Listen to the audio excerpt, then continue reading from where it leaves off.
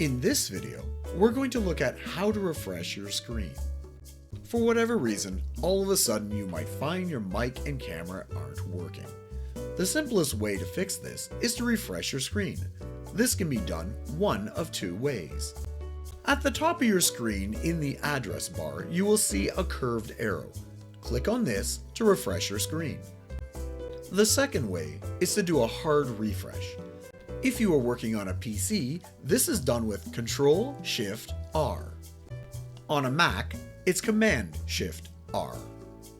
About 95% of the time, that fixes the issue.